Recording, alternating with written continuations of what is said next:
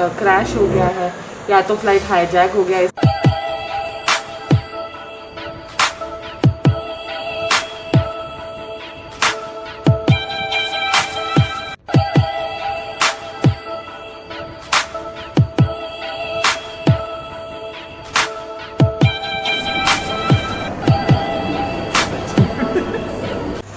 Hello everyone, welcome back to my YouTube channel. तो आज मैं आपको बताने वाली हूँ, जैसे आपने थंबनेल में देखा होगा कि मेरी बहन की एक्चुअली स्कैरी स्टोरी क्या थी for one of a flights from US to India.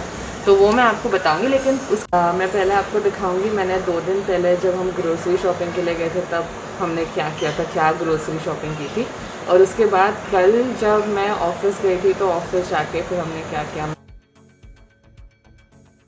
हमने ले लिया है ये सारा सामान। और मैं दिखाती हूँ आपको क्या लिया है। ये चाय पत्ती और शक्कर, और हमने लिया है ज़ीरा और दाल, और ये क्या, येलो चिप्स शिवानी को बहुत पसंद है, और छोले मसाला, बिस्किट, और ये हमारा फेवरेट हमेशा लेते हैं हम, फ्रेश क्रीम, और जाड़ा पोहा क्योंकि आई थिंक मम्मी बनाएगी चिवड़ा या फिर कुछ से, पिज़्ज़ा, पास्ता, सॉस, और ये हमारी थैली जो हम जिसमें हम सामान लेके जाएंगे। और फिर हम जा रहे थे लंच करने क्योंकि हम घर से टिफ़िन नहीं लेके आए थे। And today we are wearing white. This is a coincidence. ऐसा हम कुछ सोच के नहीं आए थे, हमको भी सोच के नहीं आता, हम बस ऐसे पहन के आ जाते हैं।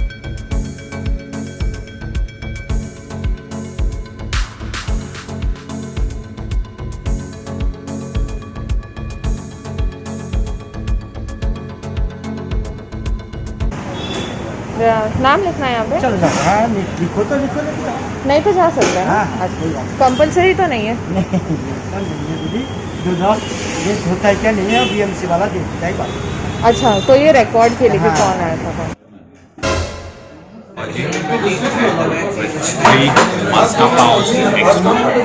What else? अगर हमारा पेट नहीं भरा तो क्या खाएंगे? ये What? One of my favorite. Yeah, I also like it. हमें यहाँ की बहुत पसंद है वेज बिरयानी। आई थिंक हमने बहुत सालों पहले खाई थी ना, पर उसके बाद हमने यहाँ आना बंद कर दिया था। I don't know why. फिर हमें कोई और रेस्टोरेंट मिल गया होगा, but we are here, back here, क्योंकि आज हम टिफिन नहीं लेके आए। We decided to come here and eat pav bhaji today.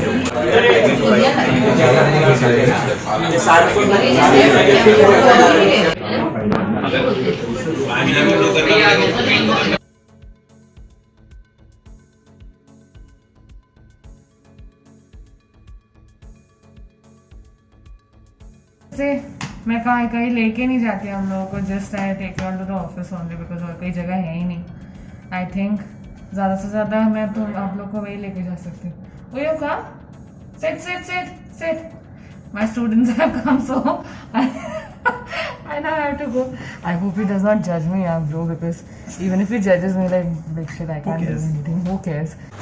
Also today मैं आपको बताऊंगी the story. As you can see, I just woken up. आज है Sunday, 28th of March. तो मैं just उठी हूँ and I thought that I'll tell you all a story about how my sister जब वो US से वापस आ रही थी in 2019, what had happened with her flight. As you all can see by the title, like I must have shown that the flight had gone down and everything. तो हुआ ये था कि दिस वाज इन 2019 एंड वो हमेशा summer vacations के लिए मई month में वापस आती थी after her exams were done. तो ये भी 8 मई का उसका फ़्लाइट था। 8 मई को वो यहाँ पे इंडिया में लैंड होने वाली थी फ्रॉम द यूएस। तो फ्लाइट राउट था from US to Paris to India. तो यूएस टू पेरिस आने के लिए जो उसकी फ़्लाइट थी, तो उसमें ही पहले तो गड़बड़ हो गई थी। पहले ये हो गया था कि उन लोग को एट द एयरपोर्ट उनको उसका टिकट कंफर्म नहीं दिखा रहा था, पता नहीं क्यों, क्योंकि हम हमेशा मेक माई ट्रिप से ही टिकट्स बुक करते थे उसके लिए। लेकिन this time when she went to the airport they couldn't find her ticket, they were like we are not able to find your flight. So she was waiting there और उसने मुझको call किया और रात के because of the time difference वहाँ पे सुबह के 12 बज रहे थे और यहाँ पे रात के 12:30 1 कुछ बज रहा था। तो उसने मुझको कॉल करके बोला कि इनको टिकट मिल नहीं रहा है तो तुम मेक माई ट्रिप को कॉल करो, उनको पूछो कि यहाँ पे कंफर्म क्यों नहीं दिखा रहा। तो मैंने मेक माई ट्रिप को कॉल किया और उन्होंने बोला कि नहीं नहीं टिकट कंफर्म है, आप उनको फिर से बोलिए चेक करने के लिए। तो उन्होंने फिर से चेक किया और फाइनली आई थिंक 1 घंटे बाद कुछ उनको मिला उसका टिकट। तो वो फ़्लाइट तो उसने बोर्ड कर ली। फिर जब पेरिस पहुंची तो वहाँ पे भी सब नॉर्मली था। फिर आई थिंक 2-3 घंटे का ले ओवर था उसका पेरिस में। फिर पेरिस से उसकी जो फ़्लाइट थी इंडिया आने के लिए वो भी उसने बोर्ड कर ली और उसकी फ़्लाइट यहाँ पे 8 मई को लैंड होने वाली थी रात को आई थिंक 12 बजे 12-12:15 कुछ। तो मैं ऑफिस से आई शाम में और पापा भी आ गए थे ऑफिस से। तो हम वेट कर रहे थे कि कब हम फटफट खाना खा के हम चलेंगे एयरपोर्ट सीधे। तो हम खाना खाए और हम रेडी हुए और इसको पिकअप करने के लिए हम चले गए एयरपोर्ट। तो जब हम एयरपोर्ट पहुँचे तो वहाँ पे जो बोर्ड होता है जहाँ पे सारे फ़्लाइट का स्टेटस बताते हैं, तो वहाँ पे इसकी फ़्लाइट का स्टेटस हमेशा डिलेड ही बता रहे थे। तो हम कुछ I think half an hour wait किए और तो भी डिलेड ही दिखा रहा था। फिर 1 घंटा हो गया, 1 घंटे के ऊपर हो गया तो भी फ़्लाइट स्टेटस सिर्फ डिलेड ही दिखा रहा था। इनफैक्ट जब हम फ़्लाइट ट्रैक कर रहे थे उस पर भी फ़्लाइट स्टेटस दिखा रहा था कि it's still in the air. तो हम थोड़ा कंफ्यूज हो गए कि इतना लेट कभी होता नहीं है, शायद कुछ इश्यूज़ होंगे, फ़्लाइट्स ज़्यादा होंगे इसलिए उनको लैंडिंग के लिए कुछ प्रॉब्लम होगा, पता नहीं, हम ये सोच रहे थे हमारे हिसाब से जो भी हमको समझते। लेकिन ऐसा कुछ नहीं हो रहा था। Finally I think it was above 1.5 hour. तो मैं देख रही थी यहाँ वहाँ कि क्या चल रहा है। तो मैं मेक माई ट्रिप को कॉल कर रही थी कि तुम मुझको फ़्लाइट स्टेटस बता, क्योंकि मैंने उनसे बुक कराई थी फ्लाइट। तो मैं देख रही थी कि शायद वो मुझको कुछ हेल्प करे। तो उनसे तो कुछ हेल्प हुई नहीं, वो बोल रहे थे कि नई flight is still in the air and everything. तो I got really scared because इतना डिलेड किसका होता है फिर। तो हम फिर मैंने देखा कि एक फैमिली थी और वो लोग भी ऐसे कुछ बात कर रहे थे सेम फ़्लाइट नंबर के बारे में कि फ़्लाइट को क्या हो गई है। वो लोग बहुत टेंस लग रहे थे। तो मैं खुद गई उनसे और मैंने जाकर उनसे बात की। मैंने पूछा कि आपके कोई फैमिली मेम्बर है इस फ़्लाइट नंबर पे? तो उन्होंने बोला कि हाँ। और मेरी लाइफ का मुझको बिगेस्ट शॉक मिला उस टाइम पे। उन्होंने मुझको सीधा एक आर्टिकल दिखा दिया था जो ऑलरेडी नेट पे आ गया था और उन्होंने मुझको दिखाया कि ये फ़्लाइट अनट्रेसेबल है, इसको ट्रेस ही नहीं कर पा रहे वो लोग। तो मैं डालूँगी यहाँ पे उसकी फ़्लाइट का जो टिकट था जो हमने बुक किया था मेक माई ट्रिप से, वो मैं यहाँ पे डाल दूँगा। अब देख लेंगे कि कौन सा फ़्लाइट था, कौन से डेट पे था और क्या उसका राउट था। तो जब हमने ट्रैक करना चालू किया उसको तो हमें दिख रहा था कि flight was still in the air.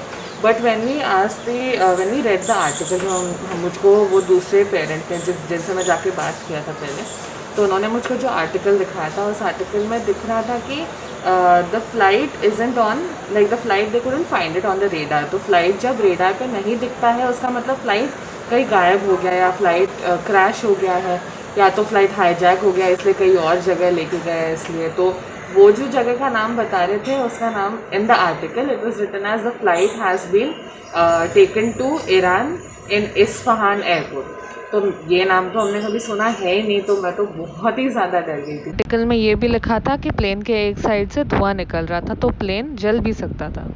क्योंकि तो भी मम्मी पापा तो थे मेरे साथ, लेकिन डर तो लगता ही है जब तुम ऐसा कुछ पढ़ते हो। मेरी बहन भी छोटी है तो मैं बहुत ज़्यादा डर गई थी। तो मैंने पूरा आर्टिकल रीड किया उनके फ़ोन में और फिर मैं बहुत हिम्मत करके गई मम्मी पापा के पास और मैंने बोला कि ऐसा ऐसा सीन है और उनको फ़्लाइट नहीं मिल रही है कहीं पे भी, वो ट्रेस ही नहीं कर पा रहे कोई भी, वो एयरलाइंस वाले या एयर ट्रैफिक वाले। तो मैंने मम्मी पापा को बोला कि जो भी है यही है, हमें बस देखना है कि इसका क्या सल्यूशन है और इसके लिए तुम प्रिपेयर रहो। क्योंकि और क्या बोल सकती थी मैं उनको किसी और तरीके से तो नहीं समझा सकती कि मुझे खुद नहीं समझ आ रहा था कि मैं क्या जाके बोलूँगी उनको। तो हमने बहुत सारे लोगों को और बाद में हम सब गए, जो पुलिस को पूछा कि आप हमको मिलवाओ आप कोई भी उस रिप्रेजेंटेटिव से एयरलाइन के। तो वो लोग कोई रेडी नहीं हो रहे थे। फिर हमने बहुत ज़्यादा तमाशे किए और फिर उन्होंने हमको भेजा आई थिंक 4th फ्लोर पे। वहाँ पे जाके उन्होंने बोला कि आप जाके कंप्लेन कीजिए ताकि वो लोग आके आपसे बात कर सके। तो वो लोग आए हमसे बात करने के लिए। 3 छोटे बच्चे ही थे, मतलब I think hardly 19-20 year old रहेंगे। तो वो लोग आके हमको बोल रहे थे कि नहीं, फ़्लाइट ईरान में लैंड की है और उसके बाद वहाँ से हमें पता नहीं अब तक फ़्लाइट का स्टेटस क्या है। तो हम बहुत ज़्यादा झगड़ा हो गया था वहाँ पे कि ये लोग फ़्लाइट मतलब उस एयरलाइन के रिप्रेजेंटेटिव है और इनको पता नहीं है कि फ़्लाइट कहाँ है और उसका स्टेटस क्या है और इनको कहाँ लेके जाने वाले हैं और मुंबई कब लेके आएंगे। तो बहुत ज़्यादा झगड़ा होने के बाद फाइनली जो एक हमारे साथ हमें मिले हुए थे जिनकी फैमिली मेंबर उस फ्लाइट में थे, उन्होंने फिर कॉल किया, पता नहीं कैसे उनका कॉल लग गया। तो उन्होंने बोला कि यहाँ पे बहुत सारे मतलब 1-2 लोग इतने ज़्यादा बीमार हो गए कि उनको हॉस्पिटल लेके जाना। तो मैं और डर गई कि मतलब मेरी बहन एक तो ऑलरेडी इतनी छोटी है और ऊपर से इतनी मतलब पता नहीं, हम सोचते हैं कि हमारे तो नहीं फैमिली मेम्बर जिनको लेके जाना पड़ा होगा हॉस्पिटल। तो मैं बहुत ज़्यादा डर गई थी। फिर उन्होंने फाइनली बोला कि क्लैरिफाई किया कि नहीं, किसी को हॉस्पिटल नहीं लेके गए यहाँ से और शायद कोई एक आई थिंक कोई चक्कर आके गिर गए होंगे, बस उतना ही हुआ था। फ़्लाइट जब उनकी वहाँ पे लैंड हुई इन ईरान, तो वहाँ पे ईरान में भी उनको आई थिंक 7 आवर्स तक उसका रिपेयरिंग चालू था उस फ़्लाइट का, क्योंकि I think as US professionals and everything, जो यूएस के जो लोग हैं वो नहीं चाहते थे कि उनके सिटीजन्स या फिर जो भी वहाँ से जो ट्रैवल कर रहे थे वो ईरान में मतलब एयरक्राफ्ट के बाहर निकले। तो उन्होंने इनको निकलने ही नहीं दिया एयरक्राफ्ट के बाहर और एयरक्राफ्ट के डोर्स आई थिंक खोल दिए थे। बट 7 आवर्स 7 घंटे के लिए वो लोग ईरान के उस इस्फहान एयरपोर्ट पे ही थे। This is second, let me just confirm whether it was Isfahan और Isfahan, I think it was Isfahan only. तो उसमें फिर वहाँ पे वो लोग 7 घंटे तक तो वो लोग वहीं पे रुके हुए थे जब तक वो लोग एयरक्राफ्ट रिपेयर कर रहे थे। फिर एयरक्राफ्ट रिपेयर करने के बाद मतलब वो 7 घंटे इतने ज़्यादा थे दोनों तरफ, मतलब यहाँ भी हमारे लिए भी और वहाँ भी शिवानी के लिए जो एयरक्राफ्ट में बैठी थी, क्योंकि कांटेक्ट हो ही नहीं पा रहा था। तो वो भी वहाँ से सोच रही थी कि मतलब हम क्या यहाँ पे सोचे होंगे या हम डर गए होंगे, और हमें तो पता ही नहीं था। मैं तो मतलब एक्सट्रीम बिलीव ही कर रही थी कि बाबा अभी तो यही हमको बिलीव करना है, इसी को सच मान के आगे चलना है। तो फिर आई नो अभी फ़नी है, बट अभी तो मैं बहुत ज़्यादा मतलब जब ऐसा सिचुएशन होता है तो आपको नहीं समझ आता आप क्या करें। उसके बाद फिर 7 घंटे बाद जब हमारा कांटेक्ट हुआ शिवानी से, तो उन्होंने मतलब और जो बाकी के जो लोग थे उनके फैमिली मेम्बर से जब कांटेक्ट हुआ तो उन्होंने बताया कि अब उनको दुबई लेके जाएंगे। तो इनको फिर दुबई लेके गए वहाँ से, और दुबई जाने के बाद फिर इनको कुछ खाने को दिया उन्होंने, ऐसे लाइन में बिठाया था इनको और इनको मैकडॉनल्ड से फ्री में खाना दे दिया था, क्योंकि इनके पास तो कुछ मतलब इनकी गलती कुछ थी नहीं, वो तो एयरक्राफ्ट की गलती थी। तो फिर इनको मैकडॉनल्ड्स में फ्री खाना दिया और ये सब बैठे हुए आराम से मज़े कर रहे। फिर ये जब वॉशरूम जाने गई तब इन्होंने इसकी और फ्रेंड्स बन गए थे एयरक्राफ्ट में, तो प्लेन में जो भी इसके बहुत सारे फ्रेंड्स बन गए थे प्लेन में। तो फिर इन्होंने ये लोग वॉशरूम के लिए गए थे, तो वॉशरूम जाते टाइम इन्होंने देखा कि यहाँ पे और जो उस फ्लाइट में लोग थे वो लोग एक काउंटर पे खड़े और उनको बोलते कि नहीं नहीं हमको टिकट दो। तो ये वहाँ पे वॉशरूम जाने के बदले ये लोग काउंटर पे चले गए और वहाँ पे जाके इन्होंने भी मतलब लिटरली ऐसा भीख मांग रहे थे कि हमको टिकट दो, हमको टिकट दो।